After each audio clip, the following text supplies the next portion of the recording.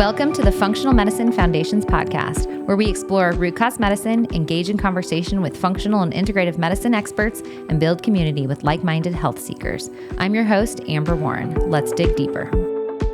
All right. Welcome back, everybody. I'm back here with Dr. Holthouse for maybe our third, fourth episode together. I don't know. Who's counting? Who's counting? With over 34 years of practice experience, Dr. Mark Holthouse is a globally recognized expert, mentor, and professional educator in both men and women's hormone optimization. This includes bioidentical hormone replacement with injectables, topicals, and pelleting. He's also an expert with other hormones, thyroid, adrenal gland, insulin imbalances, and beyond hormone expertise. Dr. Holthouse is certified in peptide therapy and has been on the teaching faculty at Loma Linda University School of Medicine for over 10 years, teaching preventative cardiology, reversing and preventing heart disease, prediabetes, type 2 diabetes, high cholesterol, high blood pressure, optimizing body composition, and an expert in sustained weight loss. Additionally, Dr. Holthouse is highly experienced in managing environmental medicine with toxins, autoimmunity, gut health, and general functional medicine. Welcome back. Glad to be here. So always fun. Today, I'm really excited to kind of announce, really, it's been your project that you've been working on for several months, honestly, years now, with what you've been studying. It's your new release and rollout of your age optimization precision medicine program. It's exciting. I've read a few books of late, listened to a few podcasts with David Sinclair and some other people that have really been in this their whole career since the 90s. And what's really cool is that it's culmination of the functional medicine root cause lifestyle approach, combining it with the technology, the advances in cell molecular biology, genetics, and imaging that have just taken off in the last few years. So yeah, I'm really jazzed to lay this out. Yeah, really exciting. So let's just start with talking about the 9 pillars of age reversal. And I know you have them all memorized to a T. So let's hear them. Throw them at us. Cruel woman. So they talk about 9 pillars in the literature. Some people have made it 10 just to round it up. Yeah. Mark Hyman's new book talks about the 10 pillars of aging. And really what it's coming down to is just understanding from a cellular level what's going on. Mm-hmm. Nobody wants to live longer if they don't live better. I always have a lot of my guy patients will say, well, doc, you're going to have to die from something, right? Did you learn that in med school? And I was like, right, yeah. So they're talking about lifespan, and we're really talking about health span and biologic age with this concept. So the idea is to prolong the number of good years to as long as possible, and then you kind of buy it. You're done. But you've been fully engaged. You're not just an observer. You're a participant in your own life, right, in your great grandkids' lives till the very end. And staying vital is really what we're talking about with age reversal. It's also the concept of avoiding chronic diseases, which are making up really the top 10 causes of death in this country and most developed countries.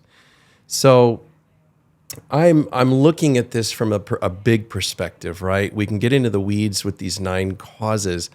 Some of the things that they talk about have to do with hormone dysregulation and nutrient sensing. Those of you who have read about mTOR and AMP kinase and SIR2 genes of longevity, insulin resistance. These are the vocabulary that's being used out there to really discuss how food and hormones, our environment, are all interacting with our cells and our biology to either accelerate aging with things like prediabetes and full-on type 2 diabetes or not. You have to look at the chemical toxic burden and other things that play into hormone dysregulation. So nutrient sensing, hormone dysregulation is huge. And that's really hallmark to where we start, because so many people are pre-diabetic. Yeah. So many people are carrying extra weight. So they have this cardiometabolic disease. Cardio, heart, metabolic, meaning your metabolism, your utilizing of the food you eat, making energy, turning it into something that is going to prevent you from aging prematurely. The other categories are really things that you might have thought of, like DNA damage, mutations that occur. I mean, our cells are dividing constantly, trillions of cells, and with each division, there is a finite number of cell divisions that can occur. It's actually got a number. They've got a name for that. And with that, you have increases in the chances of errors. And the longer we've been around, the older the organism is, the more likely those mistakes are to be replicated and perpetrated in the DNA, into the daughter cells. Protein misfolding is one that not everyone just thinks of right at the top of their head, but really dysfunctional processing of proteins within the cell mechanisms that take your newly transcribed DNA-derived proteins and process them in the different organelles within the cell, endoplasmic reticulum and some of these other areas where you get errors made. And if they get misfolded, these proteins are three-dimensional, right? And so our receptors and our functional, our structural proteins, when they get altered in function, they become less effective. They just don't work very well. And these proteins are what we talk about with peptides. They're making up all these cell signaling molecules. So they're pretty doggone important. Another concept is that of stem cell exhaustion. We're all born with stem cells, which are these cells that remain through our lives ready to go fight the battle where the fight needs to be. So they're what we call pluripotential, or the ability, they've maintained this youthful ability to kind of go and de-differentiate or differentiate, in this case, to an organ, to a part of your tongue, a part of your toe, a part of your knee, a part of an organ system. And as we get older, these stem cells, these cells in waiting, if you will, at the ready, become exhausted. Yeah. And we don't have as many of them around. So it's not an indefinite supply. Epigenetics, which is really the exposome, we call it. Everything from the time we're conceived in utero until now, till our lives currently are unfolding with every relationship, with every food molecule that we put in our bodies, causing inflammation, inhibiting inflammation, toxic relationships, uplifting relationships. All of these things play a role. Our toxin exposure, eating organic versus eating non-organic. All these epigenetic exposures from the outside acting on our DNA, our inherited book of life, and giving us what we call a phenotype, an expression of what that gene and that DNA that we've inherited is going to look like in our lives. This is part of these pillars that they talk about. Some of the other pillars have to do with zombie cells. We call them cells that go into senescence or kind of early retirement, and they're really kind of ambivalent. They don't have the decency to take themselves out, and they're not really pulling their own weight anymore. So the process of programmed cell death, of apoptosis, doesn't occur. So they're sitting there. They're not checked out. They're not killing themselves, pulling the kill button, but yet they're not dividing anymore. They're in this sense of stasis. We call these zombie cells because they kind of walk around like zombies in the body. And they're not just content with spewing inflammation and being pro-oxidative and causing general anarchy themselves. They actually go and find stem cells, these guys we were just talking about, and they buddy up to them, and they convert them into being zombies. Form a gang. They form a gang. And so then they become inflammatory. They damage our mitochondria, and they damage our energy, our vitality. They damage our antioxidative mechanisms. Mitochondrial dysfunction is another pillar. Mitochondria, as you guys know, is kind of the Duracell battery of the cell. And, in fourth grade, we all drew that little picture, and it looked kind of like a bacteria, which probably originally came from. We have thousands of these in cells. Certain cells in the brain and the cardiomyocytes in the heart are even more dense. Our brown fat is brown because it's got a higher density of mitochondria. Our white fat has very few mitochondria, so it doesn't do a lot as far as being metabolically active and burning and making energy, ATP. So when our mitochondria, our Duracell battery of the cell, are in trouble, dysfunctional, we get into problems with things like type 2 diabetes, where the pancreas can't make enough insulin, mitochondrial problems in this little pancreatic islet cell that can no longer make the right hormones. A lot of our sex steroid hormones are made in the mitochondria. in the inner part of that. And so the mitochondria has such an active role with everything you think of, the immune system, neurological health with neuroplasticity. You can really track down a lot of dysfunction and disease and trace it back to dysfunctional mitochondria. Oh my goodness. Yeah. Whether it's I'm chronically fatigued, Right. I can't, my sustained attention is awful. Yeah. I can't focus. How many people do we hear each day that say they have brain fog? Yeah. Yep. Incredibly. Couple other pillars here, getting near cell communication. Cell communication is one where the cells over time lose the ability to connect and network and communicate effectively. A lot of this has to do with microtubules and things in the extracellular matrix that involve movement and communication of cells and the jobs that they have to do. Probably the biggest doozy of them all, however, is inflammation. I want to talk about one before I get to that, because that one deserves more time. Telomere shortening. Telomere shortening, I talk about it being the little plastic tips on the end of your shoelaces. Only these are the little protective caps on the ends of your DNA. And every time the cell divides, these get a little bit shorter and a little bit more unraveled. And we can look at people's telomere length. These are all things you can measure now to get an idea of their actual health age. This is one of the first things that's come out in cell aging that we could actually look at in a test.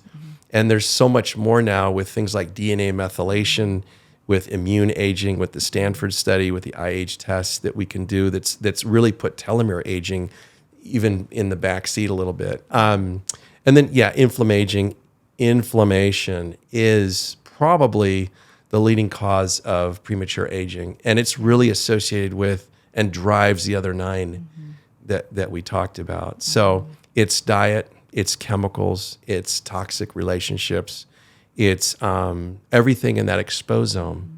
It's autoimmune disease, it's periodontitis, gingivitis, the oral systemic connection. Osteoarthritis. Yes. No one talks about bone loss and arthritis necessarily having this inflammatory relationship. When you think about osteoporosis, you think about drinking milk, which is the worst thing you can do for building bone. But we're looking at inflammation now in the context of driving other chronic diseases like type 2 diabetes, dementia, arthritis, and heart disease and stroke. So those are the 9 or 10. I think you hit 9. Most of them. Really good job. Hopefully we won't get too many responses. It was only 8. You have to come see him to get all 9. We were kind of joking beforehand. No, you hit 9.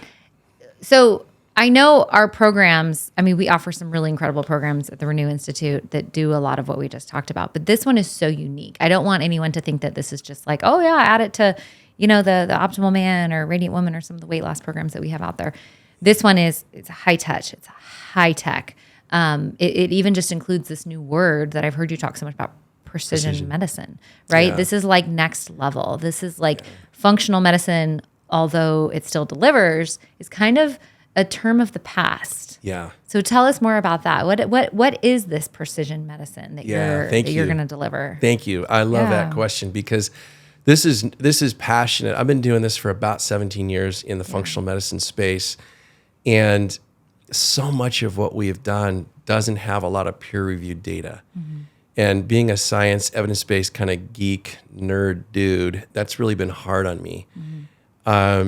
What's nice about this new technology that's coming out with cell molecular biology and genetics is we can actually have objective, measurable starting points, and we can see where the needle's been moved. Yeah. There's a delta there. There's a change there. And, in the past, it was more like, hey, trust me, I've been doing this a while. Take my word on this. This is going to help you. Whereas now we can actually look at somebody's actual DNA methylation, biologic health age. Yeah. And we can do things, action items, actual things that can be done. And then we can recheck these same parameters, and you can see objective data of what we're doing with the person as our teammate, how it's literally changing their life.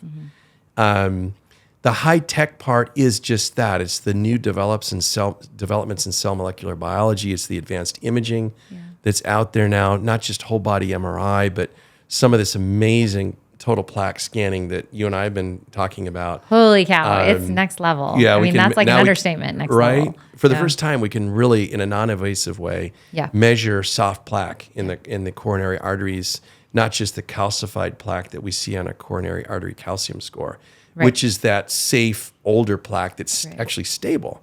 It's the soft, new, young plaque we've never really been able to measure without doing something like an intravascular ultrasound, which is dangerous. It has risks. Has risks to it. Lots of risks. So these kinds of things where you can actually measure what's going on at the level of the DNA, look at the anatomy, and look at biological aging from the immune cells, the cytokines, the chemokines, these modulators of our immune system. The Stanford study I alluded to earlier with this iAge test has the ability to correlate at a very statistically high level with fragility, cardiometabolic disease, and early death based on a single chemokine, which is something made by your immune cells. To be able to look at that and not just say, oh, that's a generic CRP, C-reactive protein, or SED rate measuring generic levels of inflammation is pretty exciting. Yeah, so there's the high tech. The high touch, we don't want to lose where we came from, right? Yeah. Functional medicine is a whole person discipline. And what I mean by that is we don't want to forget the human experience. So many studies have been done in medicine, and people don't really care about what you know. They don't care about competency as much as listening to them, hearing their story, hearing what's worked for them as a personal experience, what hasn't, as opposed to just pushing an agenda. So never forgetting that that person has lived in their body their whole life. And that's a profound statement, right? And honoring that and embracing the fact that their experience, their diet, their movement program, their exercise, their relationships, their dietary habits, their sleep habits, what are their tools for managing the stress in this crazy world right now, all matter. And if you don't look at that good functional lifestyle root cause piece, what brought them to this point, with the high tech stuff, it's all for naught. It's just a bunch of information. Well, what do we still hear from our patients? I saw a woman today who was diagnosed with leukemia a year later, and she's just said over the past year, it's just been nothing about diet, lifestyle. It's just all more medications, and never really the why of how she came to be the diagnosis and how we eventually get her to heal. And so I think if we really listen to our patients, the complaints are still, I don't get the time. And I don't get the answers. I don't get the why behind why I'm going to do something. It's we haven't come really far in spending more time and giving more answers and explaining more things to our patients. Disease management versus a proactive healthcare. I think the precision word comes into play. It's relevant to me because precision connotates objectivity. As opposed to the subjectivity in which we've had to operate historically in functional medicine. So to have data showing that what you're doing actually is doing what you're saying it's going to do. That's true. Another level. Well, it's like you're getting the best of both worlds. Anecdotally, we know what works for our patients. We've been doing this long enough, you especially. We know how to get the outcomes, and we know we're going to get the outcomes, but you're right. There's so much benefit that comes from proving to the patient, look what you're doing to reverse age. Look what you're doing to reverse plaque formation. You reversed plaque formation. That there's so much power that comes from that, and giving that, initiative back to your patient, and that high five. Buy-in. Buy-in. It's just buy-in, right? And if I can show somebody their vascular age at 30 is that of a 40-year-old or a 60-year-old, and that in a year after doing things with antioxidants, nitric oxide support, and using food as medicine, and some other particulars, we can actually bring that vascular age back. That is bringing their health age back out there. And really the goal is to make it so your biologic age and your health age are both getting extended. But the health age being the quality aspect of that is huge. I see a day where people are going to be living routinely to, beyond 100, 105, 110, 115, 120 years of age in the near future, but they're going to be doing so not in a decrepit, frail way. They're going to be doing so as if they were 60 or 70 into those late years. There's centenarians now that are doing and implementing that we've studied in the blue zones and some of these other studies that have gone on. So we now know what is the common thread. And that's where a lot of this research has come from these pillars of aging. What are people doing that are getting it right? You all know the uncle that, wakes up and drinks vodka and skips breakfast and smokes like a fiend, never has exercised a day in his life, cusses like a sailor, and, everybody just, they're toxic, can't be around. And they live to be, right? So there is something to be said, certainly, for genetics. Yeah. But all this other stuff has a huge impact. Yeah. Do you want to live longer and better? Introducing breakthroughs in age reversal with the brand new Precision Age Reversal program designed by Renew Institute's Dr. Mark Holthouse. Become the CEO of your own health by understanding age and actively reversing it.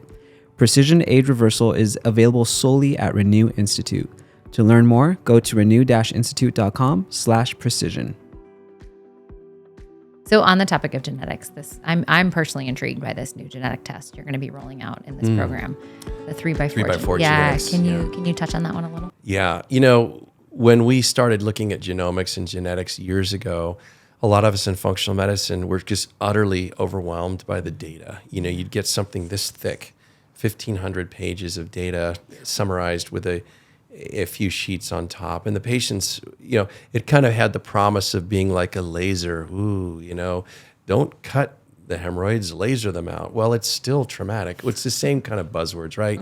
It's genetics, and it sounds so sexy. And the pragmatism of that was lost right away when we realized the applicable take home, what can I do today? How did I get to hemorrhoids? I can't believe it. But anyway, terrible analogy. What can I do today?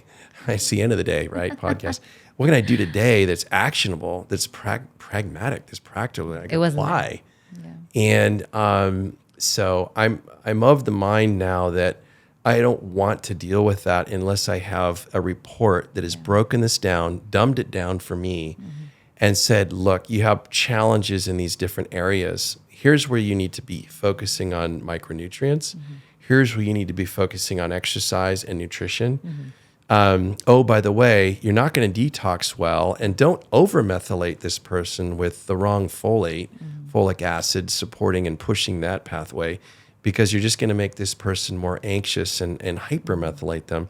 So there's an objectivity, there's a precision to the 3x4 genetics, and the report is wonderful. It's all these wonderful colors, which always impresses me, and it's well laid out so that it's something literally my patients can read and follow. I'm there to kind of help guide and prioritize, but the reports now have become actionable. And they're not to the point where you're completely overwhelmed. Right. And we now have an amazing new registered dietitian who's going to walk us through this from a nutritional aspect, how we get our foods to interact with our genes for the best outcomes, which I'm really excited to be working with her. Yeah. The Renew program is going to have, in particular this program, we've got now RDs, dietitians that are going to have a broadened scope where they can help, look at the GI microbiome, the stool testing. We can look at the DNA methylation patterns. We can look at things like the food sensitivity panels, the food allergies, along with the genetics. And we'll talk about exercise and macronutrients a little bit as well, but they can actually deliver a really personalized approach using all this new data. And so it's so much more than just giving you a handout and saying, here's your altered food pyramid that, or just giving you 7 supplements. Right. And again, not explaining the why, or not being able to implement and apply what you learn about your genes to every aspect of your life, sleep and stress management and relaxation techniques and exercise and nutrition and how you function most efficiently. So that's where I'm excited about kind of the implementation of what we're learning about Yeah. genetic testing and we talk about kind of the 7 core imbalances in the matrix of functional medicine. And on the bottom of that page is all these therapeutic lifestyle changes. And what it's doing really, 3x4 genetics, and what these RDs are going to be able to do is really take that and personalize it. So it's not just this generic, eat more plants, not too much, I love Michael Pollan though, right? I do too. Right? Yeah, eat plants, eat real food, not too much. Not too much, yeah. Most things that are worthwhile remembering in life are profoundly simple. And we really try to get into nutritionism and make it really, really complicated so no one wants to even try. Yeah. So I'm excited. I think this is going to bring a real personal approach. Yeah. to it. You touched on this a little bit, and I've been really kind of dumbfounded, I think, being into my late 30s, getting into our 40s, realizing and like reading Peter Attia's book, too, his longevity book, and looking at some of his work. It's such a reminder that the work we do now in our 30s, early 40s, it really does matter. It plays into as we age and as we start to get into those higher age years where we really need to think about these chronic diseases and cancer and cardiovascular disease and things like Alzheimer's and dementia. And so that's where I think it's hit me the most. Like, yeah, I mean, I think I do a really good job. I hope I do a good job, but it's really important when you start to look at longevity and living a long, healthy life and feeling good throughout that long life. And it's got to be celebrated while we're doing it. If we're not having fun doing this stuff, why are we doing it? So I always tell my patients, fanatics are boring. I don't want to be around them. They're really a buzzkill. Yeah. I'd rather be around people that are looking at doing the best they can with information. So this is all just information. Knowledge is power. Well, and that's what it comes down to, right? Like even just talking about the ApoE gene marker, where you can look at someone's risk for Alzheimer's dementia.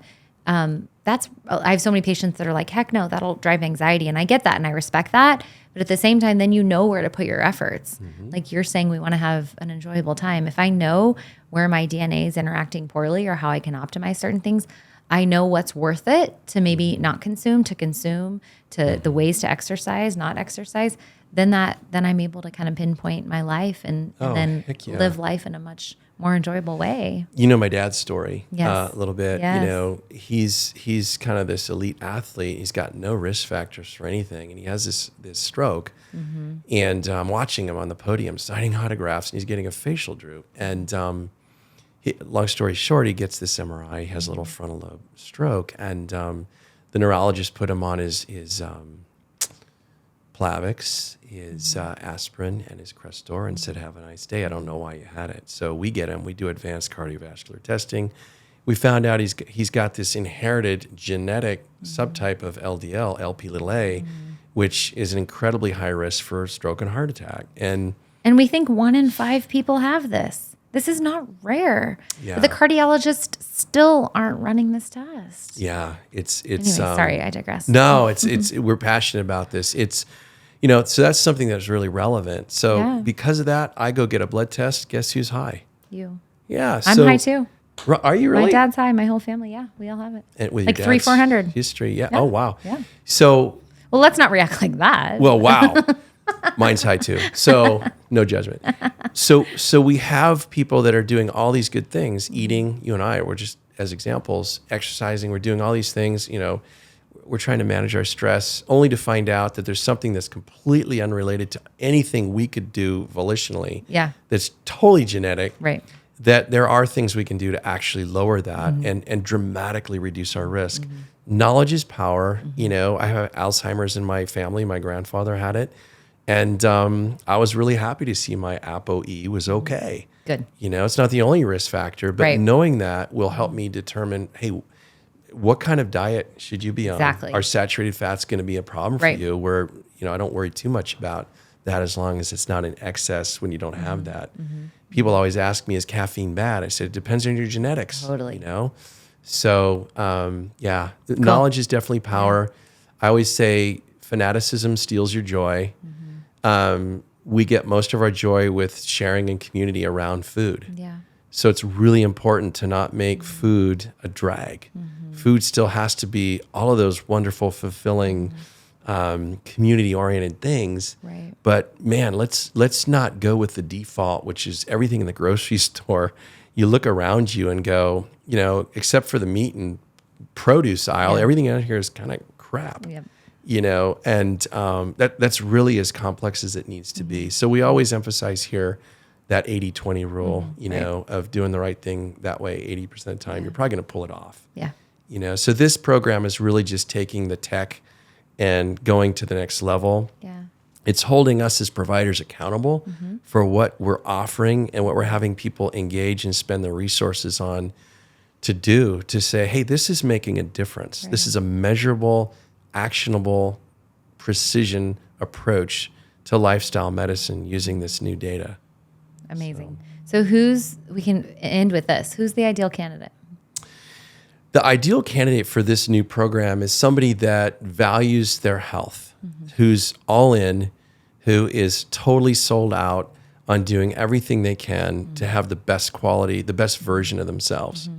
This program is not for somebody who's just looking for the next bright, shiny object, quick fix. Although you will see quick turnaround, I think on some of these objective markers, that's what's so engaging and you get the buy-in from. It's really for people that are in this for the long haul. People that in their 20s through their 60s are looking at not only living a long time, but wanting to live a long time because they feel amazing. They feel fully there, fully engaged, fully vital.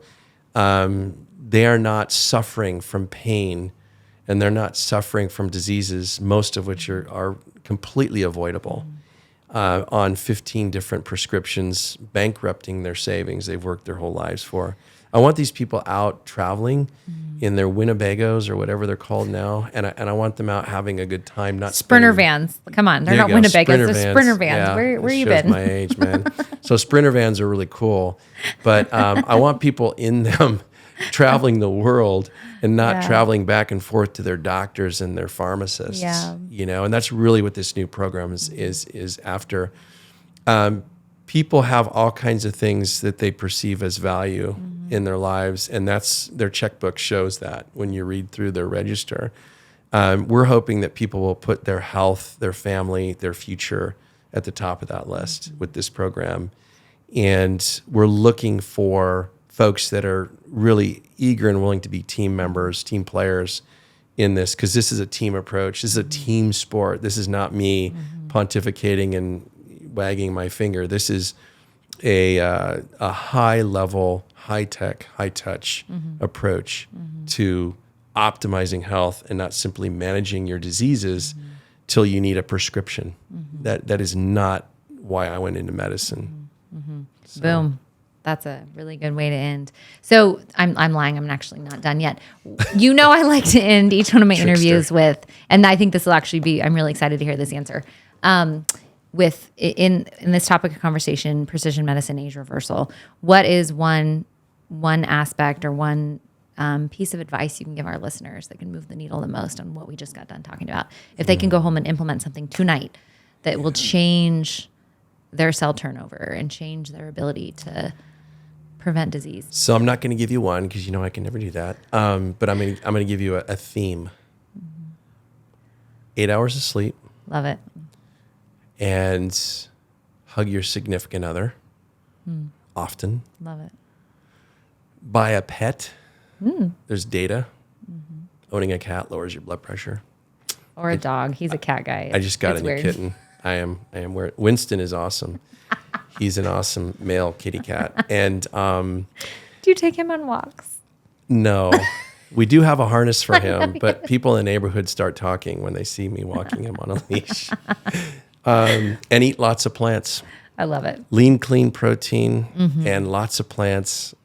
Hug your wife, hug your spouse, your significant others. Be grateful.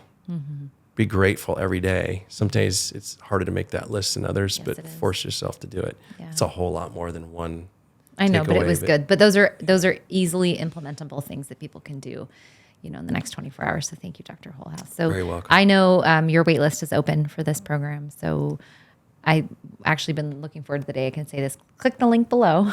for the wait list. It'll be there somewhere. But yeah, we're really excited for this program to roll out and for us to start seeing these unbelievable outcomes. So thank you for your time, as always. It's been a pleasure. Honored. Thank you all. Thanks for your time. Thanks, everybody. Thank you for listening to the Functional Medicine Foundations podcast. For more information on topics covered today, programs offered at Renew Institute, and the highest quality of supplements and more, go to fundmedfoundations.com.